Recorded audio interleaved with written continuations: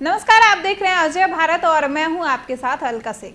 Corona virus की महामारी के कारण लागू लॉकडाउन से देश के कई राज्य के छात्र राजस्थान के कोटा में फंस गए हैं। उत्तर प्रदेश की सरकार ने बसें भेजकर अपने छात्रों को वापस बुला लिया है, जिसके बाद कई राज्यों में इस मुद्दे ने सियासी रंग ले लिया है। मध्य प्रदेश, छत्तीसगढ़, झारखंड, असम की सरकार अपने छात्रों को वापस लाने के लिए तैयार है। वहीं बिहार के नीतीश कुमार ने अपने छात्रों को वापस ले जाने से इनकार कर दिया था। अब राजस्थान सरकार बिहार के छात्रों को घर जाने के लिए परमिट जारी कर रही है, लेकिन छात्रों को कोटा से वाहन नहीं मिल रहे हैं। वाहनों के लिए छात्र परेशान हैं। कोटा में वाहन उपलब्ध नहीं है, जिसकी वजह से जो उपलब्ध है वे काफ़ी अधिक रकम की मांग कर रहे हैं। ऐसे में अब राजस्थान सरकार ने फैसला किया है कि बिहार के छात्रों को उनके राज्य पहुंचाने के लिए बसें लगाई जाएंगी, मगर वह ऑन पेमेंट होगा।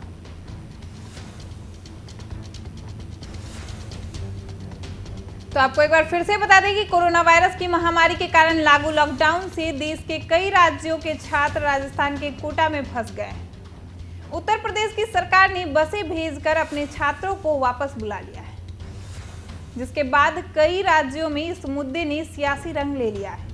मध्य प्रदेश, छत्तीसगढ़, आसाम, झारखंड की सरकार अपने छात्रों को वापस लाने के लिए तैयार हैं। वहीं बिहार के नीतीश कुमार ने अपने छात्रों को वापस ले जाने से इनकार कर दिया।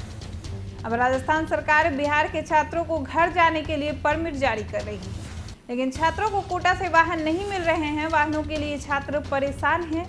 कोटा में वाहन उपलब्ध नहीं है, जिसकी वजह से जो उपलब्ध है वे काफ़ी अधिक रकम की मांग कर रहे हैं। ऐसे में अब राजस्थान सरकार ने फैसला किया है कि बिहार के छात्रों को उनके राज्य पहुंचाने के लिए बसें लगाई जाएंगी, मगर वह ऑनलाइन पेमेंट होगा।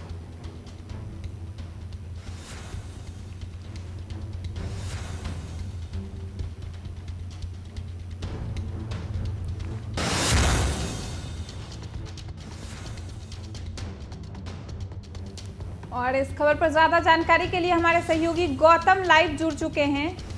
जी गौतम, क्या कुछ है पूरा अपडेट? राजस्थान के सरकार ने कोटा से छात्रों को वापस लाने के लिए बोल दिया, वहीं नीतीश कुमार ने अभी भी मनाही जारी रखी है।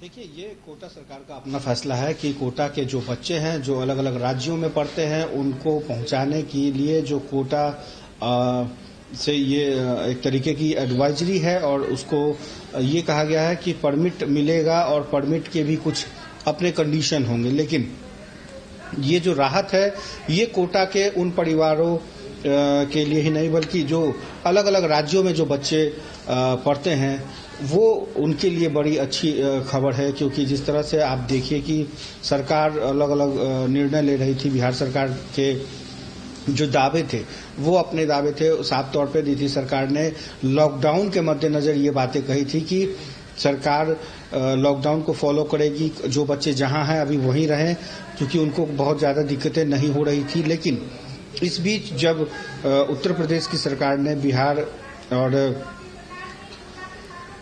जब अलग अलग राज्यों के जब सरकारों ने जब सवाल उठाने लगे तो उत्तर प्रदेश की मोदी सरकार ने सबसे पहले ये फैसला लिया और उस फैसले के बाद 200 बसें भेजी गई। उसके बाद झारखंड में भी भारतीय जनता पार्टी ने कोटा में फंसे छात्रों को वापस बुलाने की मांग की।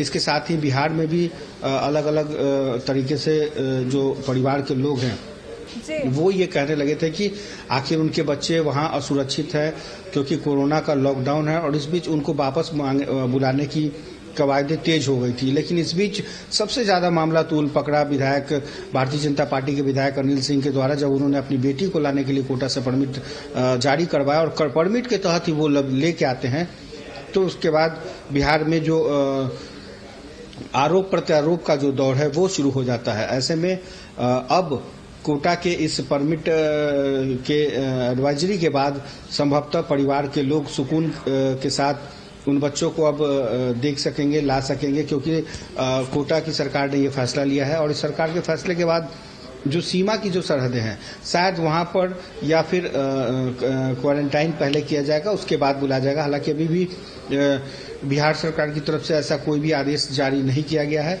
लेकिन परमिट में जब किसी भी सरकार का परमिट जब होगा तो वो फ्रॉम टॉप टू बॉटम, मतलब जहां से आपको चलना है और जहां तक पहुंचना है वहां तक के लिए परमिट दी जाएगी। और इस परमिट के लिए कोटा की सरकार ने एक और जो शर्तें रखी है, उन शर्तों के तहत एक टिकट काटे जाएंगे और टिकट लेकर ही बच्चे सरकार के मापदंडों पर ही अपने अपने घरों में वापसी कर सकते हैं।